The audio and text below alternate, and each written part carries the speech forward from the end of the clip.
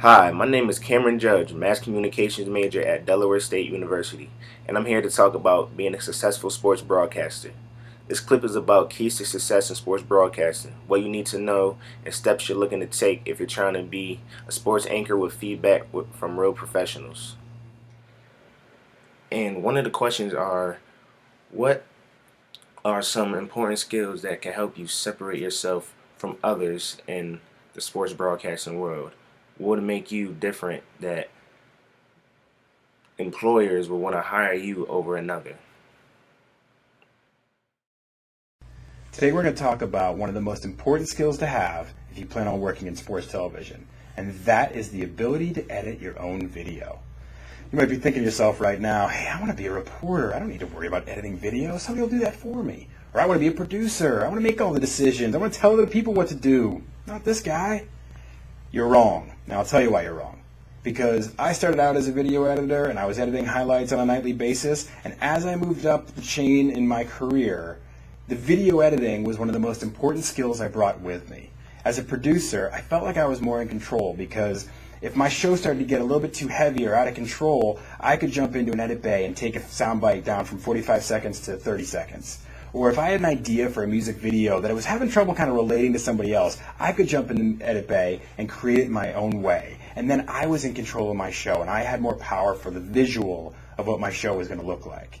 Or if you're a reporter, you're out in the field, you're shooting a story, you've got a vision, you can see how it's going to lay out and how the music's going to be and the different pieces of video you're going to lay in over your track. And then you have to try to translate that to somebody else.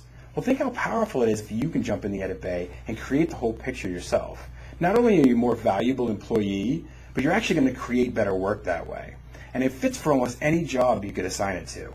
Learn how to edit video, and you will be a really, really valuable employee, and you'll see your career skyrocket. Hi, another question that I have for you today is, what are some of the most common mistakes made by young sports anchors or broadcasters today? In other words, what are some things that they shouldn't do that could possibly jeopardize them from getting a job? That I would give to young women, especially now that social media is all the rage, is to always be careful about what you say or do. When I got into sports broadcasting, I closed my Facebook account that I had in college because there were some risque pictures on there that I really didn't want getting out to the public.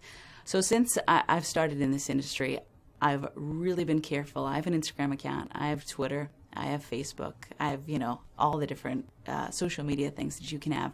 But I'm really cautious about my brand, as it's called, because as much as I may think I'm one way, I have no say over what other people see, except for what they see. So I don't post pictures of myself in bikinis. I don't post pictures of myself with alcohol. I don't do anything that could in any way be perceived by someone else. I always try to put myself in the shoes of who would be looking back, who has never met me but maybe listens to me on the radio or sees me on TV. What would their reaction to this picture or this tweet be? Because it's really important to be very cautious about that, because things can go viral so quickly.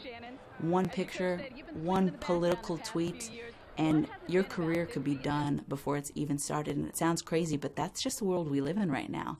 With YouTube and everything, you just have to be really cautious, especially as a woman. So be very careful. I mean, you still live your life and have a great time, but just be really careful about what you share with the public. The 1 minute drill. Today we're going to talk about the number one mistake made by young aspiring sportscasters. Now, it's sometimes really painful to watch, but people that are just starting out, they think the key is to have a really cool catchphrase. It's the biggest mistake you could make. It's unimportant. Guys like Stuart Scott and Chris Berman, whatever, took a long time to get to the point where they started feeling comfortable working on catchphrases. When you're first starting out, you have to stick to the fundamentals. Work on your writing skills, improve your knowledge, your presentation skills, the way you change your voice or whatever. Now, I'm not a pro. I have not been a sportscaster. I've hired sportscasters as a news director.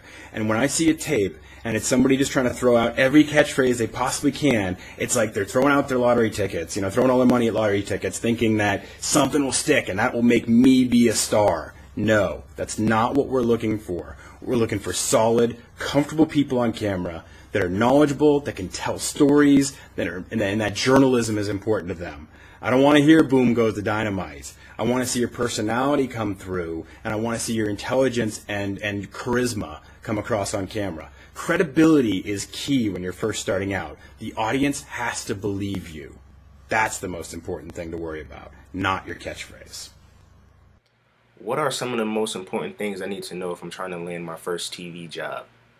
Such as like ESPN, CBS, any big network for that, I should say. The key thing, like you said, there's a ton of resumes, and everybody who was coming out of college had very little experience, so anything that you did to set yourself apart really made the difference. Anytime you had the opportunity to work for one of your local affiliates, the local sports, Fox Sports Network, or maybe if ESPN comes to your town to do a game day, or if they're covering just a college basketball game, anything you can do, if it's just dragging cables, if it's just, being a runner for stats, anything that you can do and document is just going to be huge because it's going to set you apart. I tell the story a lot of times, Brian, of when I was in college, we didn't even have a television station. So I did everything that my radio station had to offer. I did news, I did sports, I had a morning show. Anything that I could do to build up a resume to help me get in the door was key. And that's what I like to see from people who I was looking at their resumes. I wanted to see what did they do to stand apart. Being a sports fan isn't enough. You have to actually have some tangible experience. Or how do I go about turning an internship into an actual job? One thing is the willingness to do whatever it takes. In the sports industry especially, you just know going in that you're going to be working until 3 or 4 o'clock in the morning. You know that you're going to be working every Friday, Saturday, and Sunday. If you're not willing to accept that, then sports television isn't the right business for you. So it was easy to weed out those who were going to be dedicated and those that were just there because they thought it was a cool internship to have. And once you got in the door, it was, again, doing whatever it takes to make yourself known. I mean, there's a small difference between a good intern and a great intern. A good intern can sit there and do what you ask them to do. A great intern wants to do what they're doing great as well as learning what your job is, so that way they can be more of an asset to either the producer or the editor or the anchor. They want to be kind of that employee in training instead of just someone there getting credit for their internship for college or just somebody who's there because they think they're a sportsman. When you see it on TV, it looks a lot easier than what it really is. When the camera rolls, the lights hit you in the face, and the guy goes, "There's your cue," you might tense up a little bit. Your mouth will get a little dry. You can get a little nervous out there. That's a natural reaction.